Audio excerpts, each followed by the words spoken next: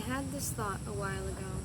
My darling cannot understand what I have done, or what would do, in this blind, bitter land.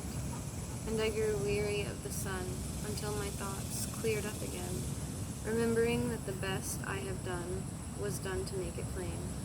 That every year I have cried, at length my darling understands it all, because I have come into my strength, and words obey my call.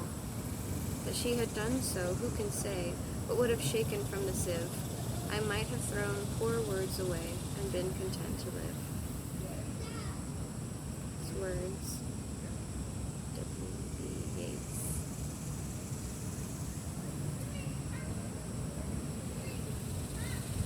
I heard the old man say, everything alters, and one by one we drop away. They had like claws, and their knees, they had hands like claws, and their knees were twisted like the old thorn trees by the waters. I heard the old men say, all that's beautiful drifts away, like the waters.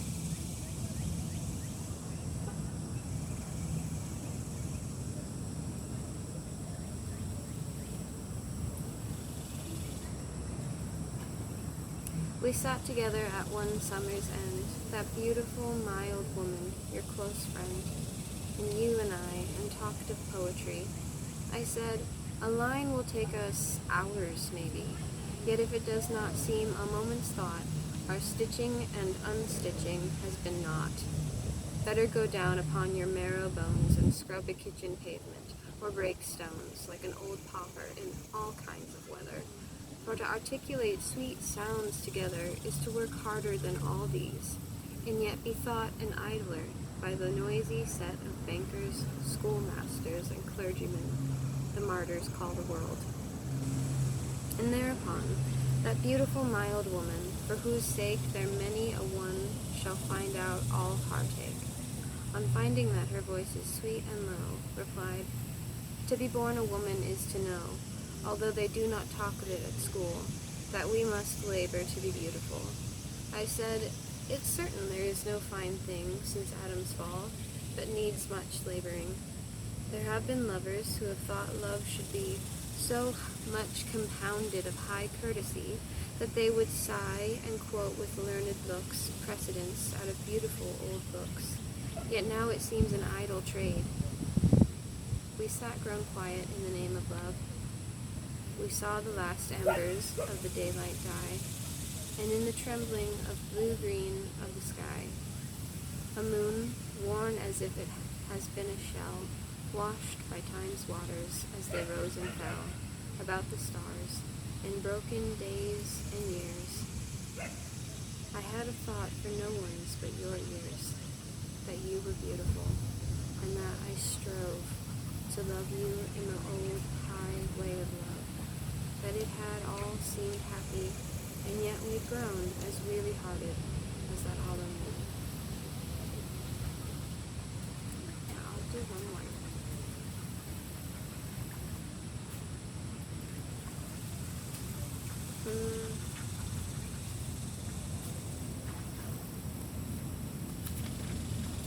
I was going to do that one, but I think I'll do this one instead. The Madness of King Goll. Puppies. I sat on cushioned otter skin. My word was law from east to England, and shook at Inver Emigen the hearts of the world troubling seamen, and drove tumults and war away from girl and boy and man and beast. The fields grew fatter day by day, the wild fowl of the air increased. And every ancient olive said, while he bent down his fading head, he drives away the northern cold. They will not hush, the leaves aflutter around me, the beech leaves hold. I sat and mused and drank sweet wine. A herdsman came from inland valleys, crying the pirates drove his swine to fill their dark-beaked hollow galleys. I called to my battle-breaking men and my loud brazen battle cars from rolling vale and rivery glen. and under the blinking of the stars fell on the pirates by the deep, and hurled them in the gulf of sleep. These my hands won, many a Turk of gold. They will not hush, the leaves afloat around me, the beach leaves old. But slowly, as I shouting slew, and trampled in the bubbling mire, in my most, but slowly, Pretty dog. thanks. Oh, they're mad. They didn't know that. But slowly, as I shouting slew, and trampling in the bubbling mire, in my most secret spirit grew a whirling and a wandering fire. I stood, keen stars above me shone. Around me shone keen eyes of men. I laughed aloud and hurried on by rocky shore and rushy fen. I laughed because birds fluttered by, and starlight gleamed, and clouds flew high, and rushes waved and waters rolled. They will not hush, the leaves flutter round me, the beach leaves old. And now I wander in the woods, when summer gluts the golden beads, or in autumnal solitudes arise the leopard-colored trees, or when the wintry strands, the cormorants, shiver on their rocks. I wander on and wave my hands and sing and shake with heavy locks. The gray wolf knows me. By one ear I lead along the woodland deer. The hares run by me, growing bold. They will not hush, the leaves flutter round me, the beach leaves old.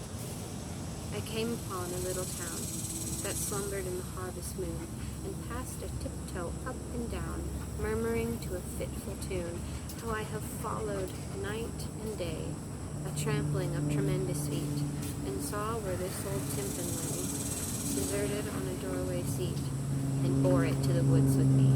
Of some inhuman misery our married voices wildly trolled. They will not hush, the leaves flutter round me, the beach leaves old. Where the wandering water gushes from the hills of Glencar, in pools among the rushes that scarce could bathe a star. We seek for slumbering trout, and whispering in their ears, give them quiet dreams. Give them unquiet dreams, leaning softly out from ferns that drop their tears over the young streams. Oh wait. Oh, I fucked it up. I went to the wrong page. Oh man.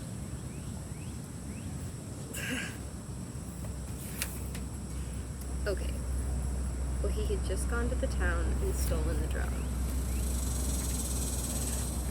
Okay. And bore it to the woods with me. Of some inhuman misery our married voices wildly trolled. They will not hush. The leaves flutter round me, the beach leaves old. I sang how when day's toil was done, Oracle shakes out her long dark hair that hides away the dying sun, and sheds faint odors through the air. When my hand passed from wire to wire, it quenched with sounds like falling dew, the whirling and the wandering fire. But lift a mournful alleluia, for the kind wires are torn and still, and I must wander wood and hill, through summer's heat and winter's cold. They will not hush, the leaves flutter round me, the beach leaves old. I love you, Sophie.